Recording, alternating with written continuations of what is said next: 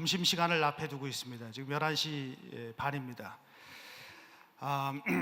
제가 오늘 여러분들과 함께 나누고자 하는 것은 첫 시간에 진재영 목사님이 선교적 교회 얘기를 잠깐 하셨습니다. 그래서 선교적 교회와 선교 현장, 이 제목을 가지고 여러분들과 함께 30분이 주어졌는데 30분 이내로 마치려고 최대한도 노력을 해보도록 하겠습니다. 선교적 교회를 이야기를 하면 이게 뭔지 모르겠다라고 이야기를 하시고, 또 선교 현장에서 사역하시는 선교사님들도 선교적 교회에 관해서 점점 더 관심을 많이 갖고 계십니다. 그 이유는 무엇인가 하면은 선교라고 하는 그러한 단어 때문이기도 하지만은 선교 현장에서 대부분의 선교사님들이 교회를 개척하기 때문에 어떤 교회를 만들 것인가라고 하는 것에 굉장히 많은 관심을 갖고 있다고 생각합니다. 그냥 교회하면 됩니다. 그런데 왜 앞에다가 선교적이라고 하는 말을 붙였느냐라고 하는 그 생각을 해보면은, 교회가 현재 이 세상에 있는 사람들에게 어떻게 이해가 되고 있고 인식이 되고 있냐라고 하는 그 문제 때문입니다. 그래서 교회를 묘사할 수 있는 가장 최고의 본질적인 단어가 무엇인가를 생각할 때 선교를 집어넣은 겁니다. 여러분들 만족하시죠? 예. 그래서 선교적이라고 하는 그 단어가 들어가게 된 것입니다. 에즈벨의 제 선생님 중에 한 분이셨던 하워드 스나이더는 이런 얘기를 했습니다. 역사상 교회만큼 가장 혁명적이고 개혁적이고 변혁적인 기관과 조직은 없었다. 그리고 지금도 없다라고 이야기를 합니다. 그런데 왜 오늘날 교회는 그러한 야성과 개혁성과 변혁성을 상실했는가라고 하는 그러한 질문을 던지는데, 서구에서부터 시작해서 북미 이곳 캐나다와 미국, 그리고 복음이 가장 활력적으로 증거됐던 이 한국 땅에 왜 이 복음의 진정성과 변혁성이 상실되어 가고 있는가라고 하는 그러한 질문을 먼저 던집니다. 지난 2016년 올해죠, 4월에 크림 한국해외선교연구원에서 리서치를 했습니다. 문상철 박사가 주도해서 리서치를 했는데, 한국교회 선교운동의 지속 가능성과 재활성화에 대해서 넘겨주시기 바랍니다. 파워포인트를 좀 넘겨주시죠. 예. 제 강의에 따라서 그냥 넘겨주시면 됩니다. 안 넘어갑니까? 지속 가능성과 재활성화에 대해서 이야기를 했는데, 한국교회 선교운동에 대한 위기의식을 대부분의 선교사님들이 다 갖고 있다는 것입니다. 여러분들은 어떨지 모르겠습니다. 그런데 사회문화적인 외부에서 제기되는 도전보다는 내부적인 요인이 더 중요하다라고 하는 그러한 합의가 있었습니다. 위기의 요인으로는 한국교회의 침체 상황과 선교 마인드의 약화, 그리고 선교에 대한 이해, 그리고 선교에 대한 정의, 이런 것들에 있어서 좀 많은 어려움이 있다라고 하는 지적이 있었습니다. 그리고 위기 대응 및 해소 방안, 즉 어떻게 하면 한국교회 선교운동의 지속 가능성을 높이고 그리고 재활성화시킬 것인가라고 하는 그러한 문제에 있어서는 양적 성장에서 질적 성숙으로 나갈 수 있는 중요한 기회다라고 이야기를 하고 있으며, 또한 선교사님들이 함께 동반자 협력을 해야만 될 것이다. 그리고 선교사역이 보다 더 전문화되어야 될 필요성이 있다. 또한 동원과 선발과 훈련과 이 멤버 케어 분야에 있어서 좀 더 활력적으로 여러 가지 대응 방안들이 논의가 될 필요가 있다라고 하는 응답들이 있었습니다.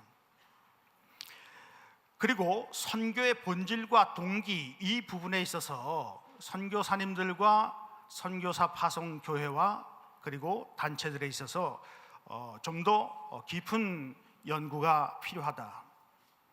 여섯 번째로는 선교적 교회론 이야기가 나왔고, 또한 다방면에서의 의사소통 문제도 나왔습니다. 연구의 핵심 발견으로서 이 본질의 중요성을 얘기하고 있고, 변화하는 상황에 대처하는 그 능력과 공동체의 중요성, 즉 어떻게 하면 함께 이 모든 어려운 위기들을 극복해 나갈 수 있을 것인가라고 하는 그런 문제점들이 제기가 되었습니다. 제가 이 리서치를 전반적으로 쭉 한번 읽고 난 다음에 느끼는 것은 무엇인가 하면은, 한국교회 내부라든가 또한 선교 현장에서 제기하는 가장 중요한 질문은 무엇인가 하면은 교회란 무엇인가 했습니다. 그리고 교회는 누구인가라고 하는 그러한 질문이었습니다. 굉장히 본질적인 그러한 요소라고 볼 수가 있습니다. 여러분들에게 질문을 던집니다. 선교는 무엇인가? 선교사님들에게 이런 질문을 던지는 것 자체가 굉장히 어리석은 질문이겠죠. 선교는 무엇인가? 그리고 두 번째, 복음은 무엇인가? 교회는 무엇인가? 교회는 무엇을 위해서 존재하는가? 그리고 세상은 어떤 곳인가? 제가 가로를 하고 열방과 국가와 도시와 지역과 이웃, 큰 데서부터 작은 곳으로 제가 이동을 하면서, 여러분들은 열방 가운데 나가 있습니다. 여러분들은 국가 속에 들어가 있습니다. 여러분들은 한 도시에 있습니다. 여러분들은 지역이나 마을 속에서 선교 사역을 하고 있습니다. 더 좁게 얘기한다고 한다면 여러분들은 한 가정에서 아내로서, 남편으로서, 어머니로서, 아버지로서의 그러한 사역을 하고 있다고 해도 과언이 아닙니다.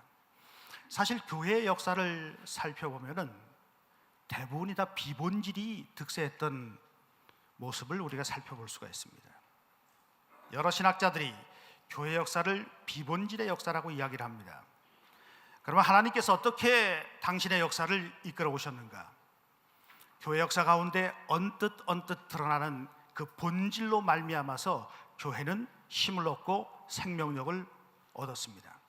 그래서 오늘날 한국 교회가 겪는 이 위기의 근저에도 바로 이 비본질적인 요소들이 팽배해 있다는 것을 우리는 느낍니다. 문제는 무엇인가 하면 이 비본질적인 요소들을 제대로 파악할 필요가 있다는 것이죠. 그래야지 본질이 무엇인가를 볼 수 있는 눈이 열린다는 것입니다. 제가 국제 로잔에서 활동을 하면서 3차 로잔 대회의 공식 문서인 케이프타운 서약을 한국어로 번역을 하면서 일부 일장에 처음 나오는 그러한 구절이 이거였습니다. 하나님의 선교는 하나님의 사랑에서 흘러나온다.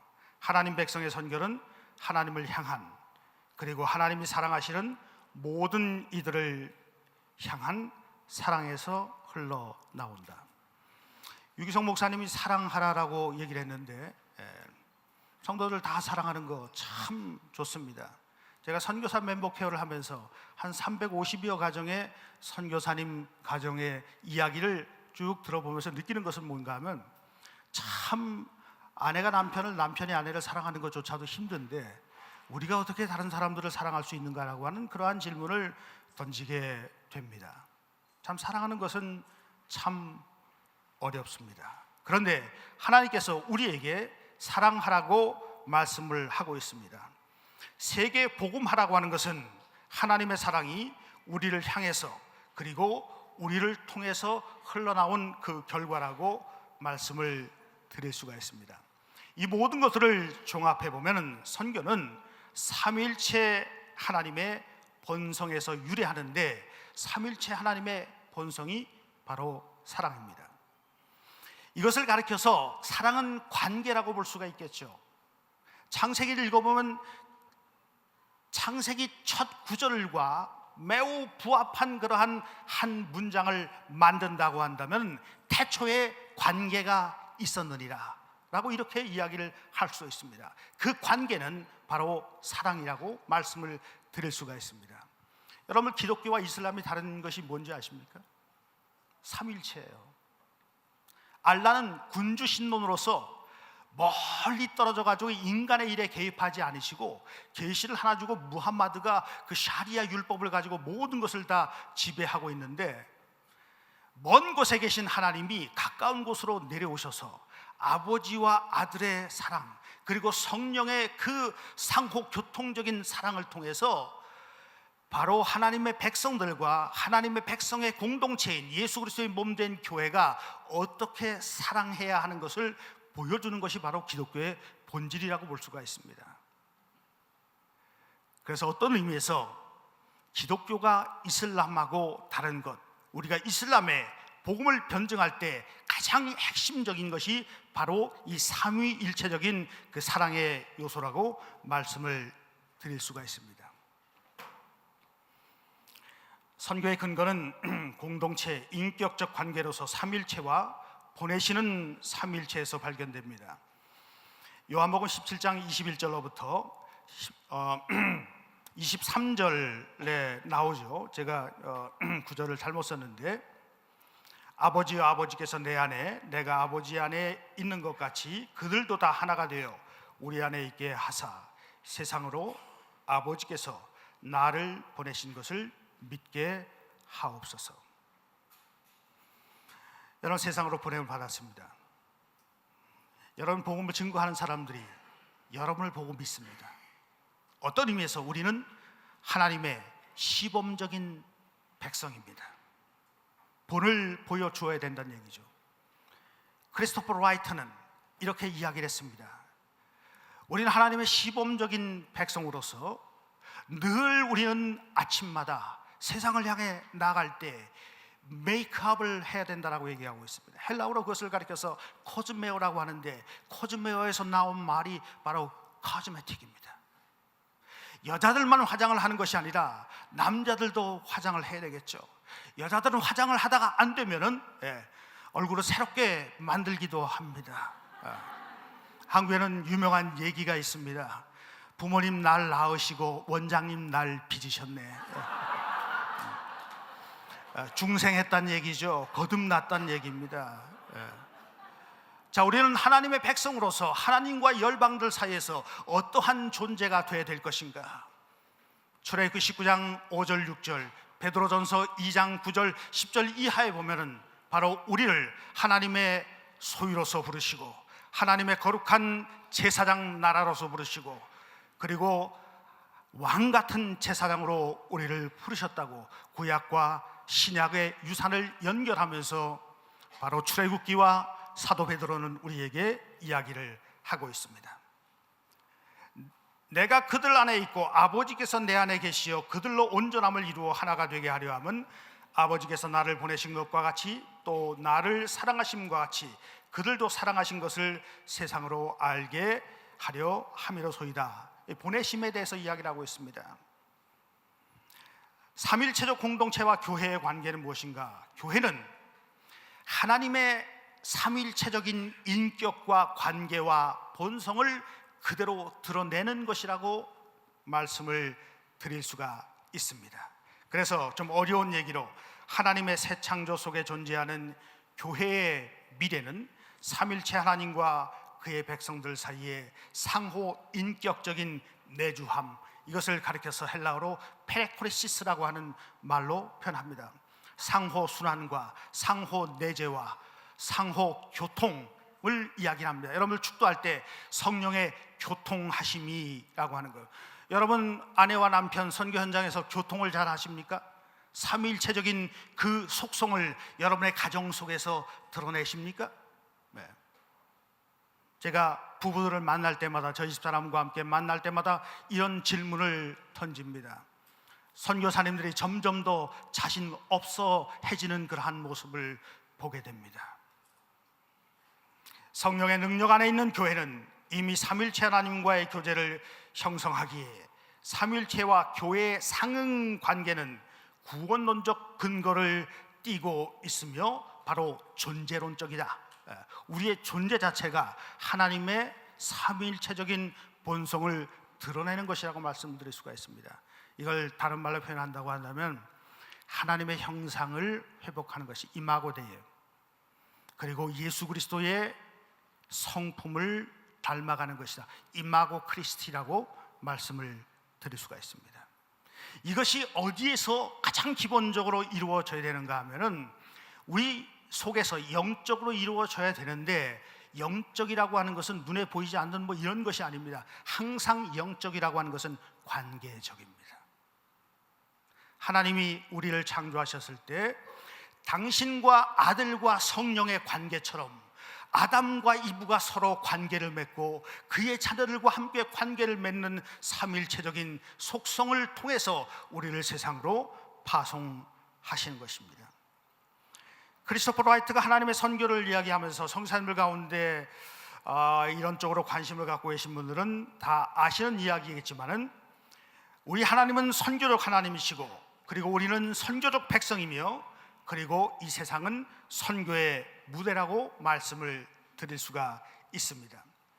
여기에 대해서는 제대로 여러분들이 아시든 아시지 못하든 간에 제가 여기서 다 설명을 할 수는 없습니다.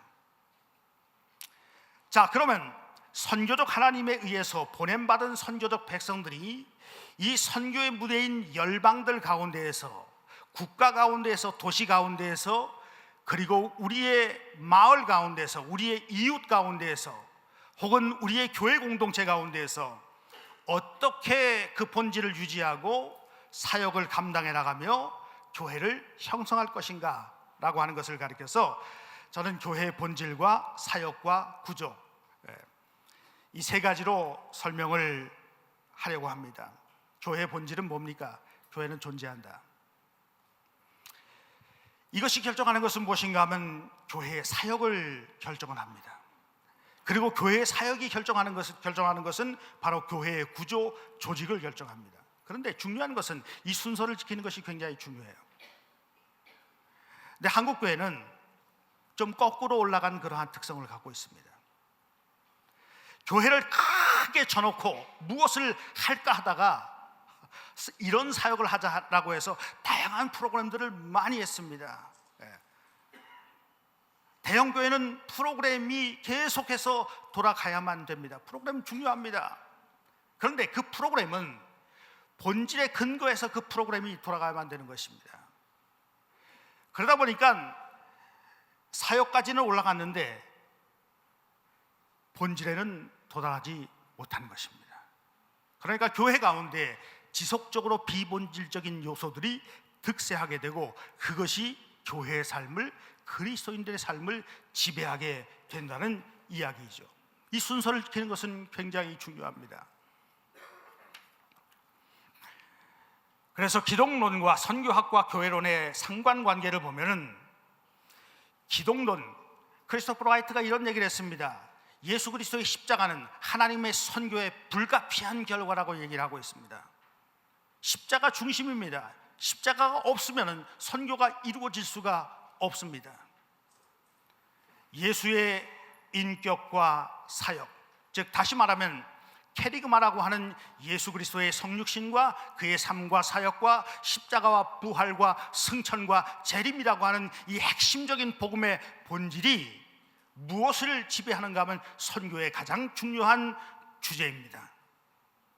바로 이 기독론에서부터 선교가 무엇인지가 결정이 되고, 이것에서부터, 선교에서부터 바로 교회가 무엇인가가 결정이 되는 것입니다. 자, 그러면 교회에 문제가 생겼을 때 우리는 어디로 돌아가야만 됩니까? 바로 예수 그리스도에게로 돌아가야만 됩니다. 초대교회는 항상 그랬습니다.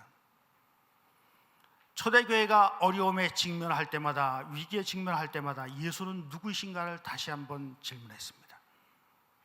그리고 예수 그리스도의 복음을 살아내려고 노력했습니다. 케이프타운 서양에 이렇게 얘기하고 있습니다. 복음은 단지 개념이 아니다.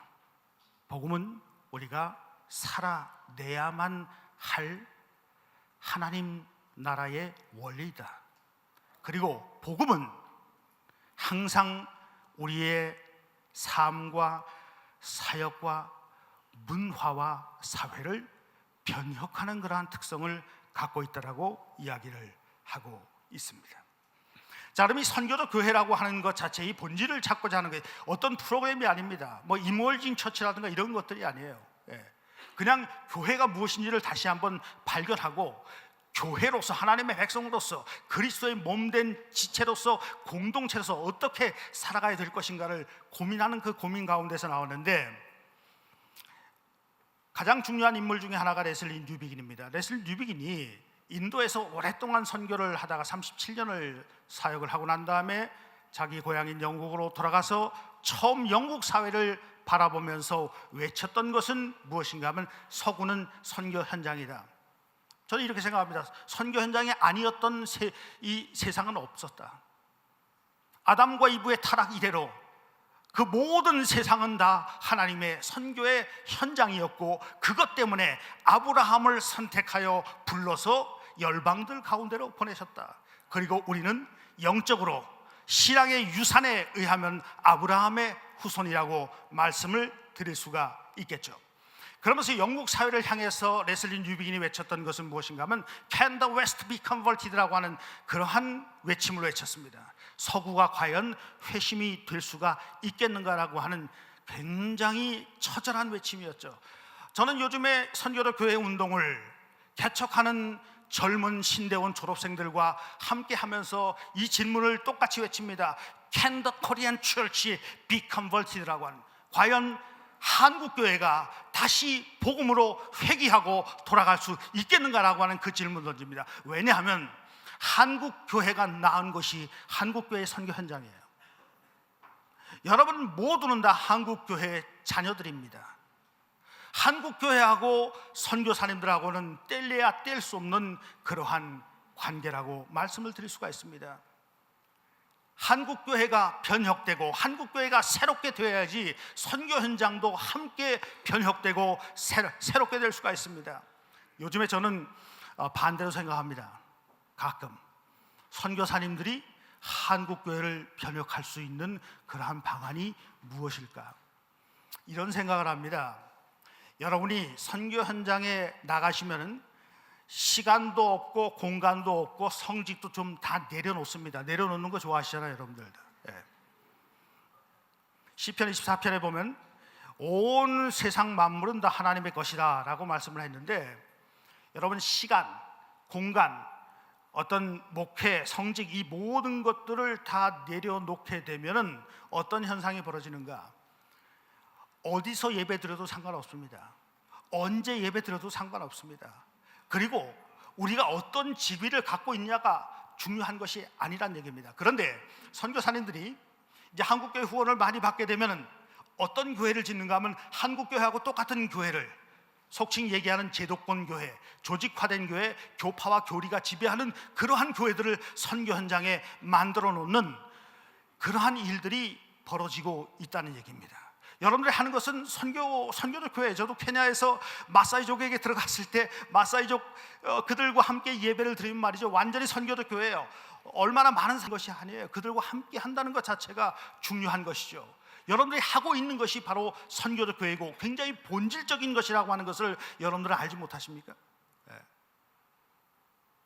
어쩌다가 한국교회 선교사님들이 사역하시는 그러한 것이 똑같은 모방적인 한국교회의 모습으로 변하고 있는지, 그런 것들을 여러분들 한번 질문을 해보시길 바랍니다.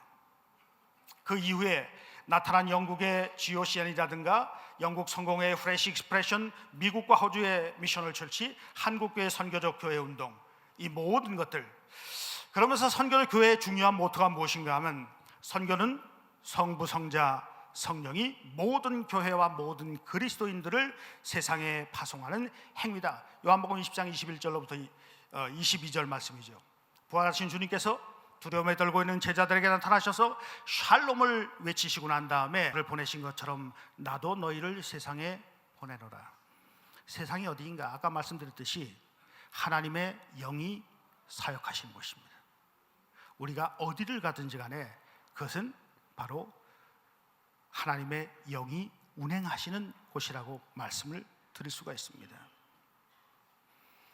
그리고 모든 그리스도인들은 선교사이며 모든 곳은 선교 현장이다. 그래서 보내는 교회와 받는 교회의 구분이 흐려집니다. 맞는 얘기입니다. 그런데 바로 이러한 주장을 너무 강하게 하다 보면 해외 선교의 위험이, 해외 선교가 약화될 그러한 소지가 있습니다. 그래서 제가 모든 그리스도인이 선교사이고 모든 세상이 다 선교지다라고 하는 이 주장에 있어서 좀 문제점을 세 가지로 지적을 해봤습니다.